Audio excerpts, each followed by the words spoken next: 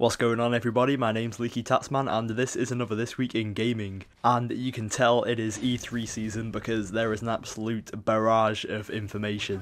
And I shall start with what is arguably the biggest, but even if it's not, it's still probably my favourite news. And that is that there is a new Gears of War coming out. It was leaked by Game Informer and there's been quite a lot of information given. It's called Gears of War Judgement. It is based around the character Baird in the original games. He is now the main protagonist. The game is going to be done by People Can Fly, that is the developer for Bulletstorm. It's a prequel to the original games. It's apparently planned to be a trilogy, that part has not been confirmed. There was a lot of information on this game, but those are the key facts, and also there's going to be a new multiplayer mode which is apparently a multiplayer version of Beast, so you get some people playing as the Cogs and others playing as actual Locusts, not just the main soldier type Locust but genuine monster type, so that sounds pretty cool. I'm a big fan of Gears of War, although Gears 3 wasn't necessarily disappointing because it was a bad game. I felt it disappointed me personally because it just didn't try anything new. But regardless, I'm happy to see a new Gears game and I am quite sure that I'll pick this up on day one. Okay, also this week, the creative director for Remedy Games has been teasing an Alan Wake 2 game. This is through that lovely social media tool Twitter, which everyone just adores. Out of context, the tweets don't mean that much. I'll just tell you that they essentially allude to a second Alan Wake game, and given the success of the original, I'd say that it's a pretty good bet. Just no Kinect, please. Okay, another pretty big rumour. A new Splinter Cell is set to be announced at E3. It is called Blacklist. Apparently it is a straight sequel to Conviction. It picks up more or less where the original left off. Whether this means it's more the Conviction style of gameplay to the original games, where it's more stealth oriented, I don't know. The article didn't really elaborate on any of that. It just said the name and the fact that it was a sequel. It's set to be fully announced at E3, so we'll obviously get a lot of information in the next week or so. I absolutely love Splinter Cell, but I love the original Splinter Cells. Conviction was good, but it was a good action game. I think it needs to go back to stealth, personally. Alright, this news is pretty cool actually. The upcoming Skyrim DLC, which is called Dawn Guard, there is now a beta sign-up for the 360 version. You can go onto their beta website, you just give them a few details like your email address and some of your playing habits, and then basically you're in the draw to download the full thing, which not only entitles you to the actual beta of the DLC, but you get the full achievement list and you get the full downloadable content itself, so that's really cool, seeing as you don't actually have to do anything. So, naturally, I've dropped my name in the hat. I suggest all of you do the same, seeing as more Skyrim equals more awesome.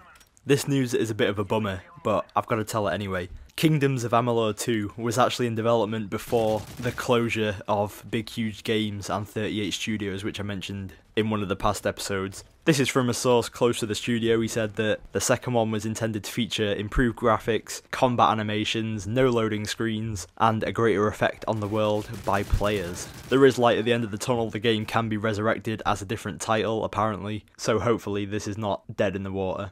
Another quite big announcement. A new Ratchet and Clank game is in development. It is called Full Frontal Assault. It's exclusive to PlayStation Network. You can still play multiplayer though, and it's coming this fall, and no word on whether a Vita version is coming or not.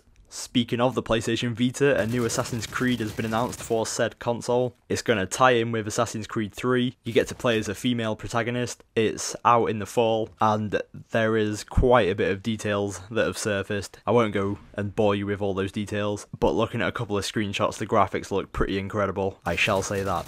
And this is exactly the kind of thing that the PlayStation Vita needs. Games that are unique, but they're established, so it's a guaranteed good seller, and it's not just a port of the console games. Alright, this is news that I don't think anyone saw coming, but there is a new title in the Doom series. It is Doom 3 BFG Edition. It's coming to the PlayStation 3, Xbox 360 and PC. It's basically a remake of the original. It's going to feature greatly enhanced graphics, 3D support, a checkpoint save system, smoother frame rate, and it includes the Resurrection of Evil expansion pack, as well as Doom 1 and 2, which is quite a bit of bang for your buck. It's out in the autumn. Never tried Doom 3 myself, but I reckon that's a good game to do a few videos on, especially in co-op, so you can call me interested.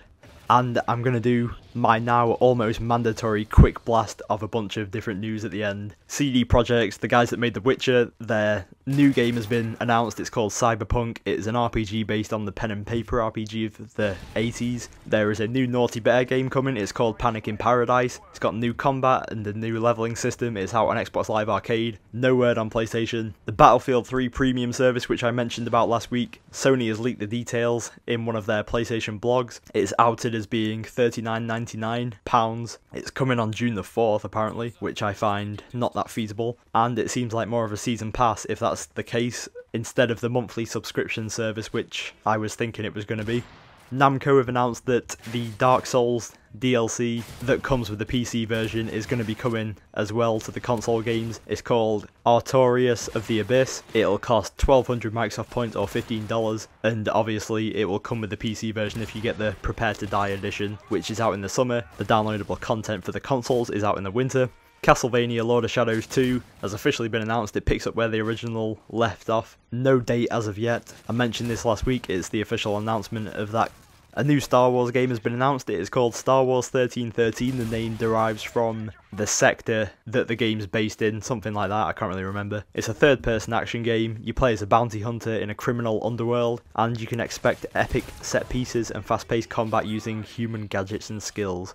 And that more or less summarises everything that's gone on this week in the world of video games. As always, I'd love to hear your thoughts and opinions. With E3 coming around, there is an absolute wealth of things to talk about, so anything to do with games, you drop it in the comment section and we can just discuss the night away. So as always, I thank you guys for watching. Please hit that like button, and if you're not subscribed, then clicking the subscribe button would make me a very, very happy boy. So thanks very much and goodbye.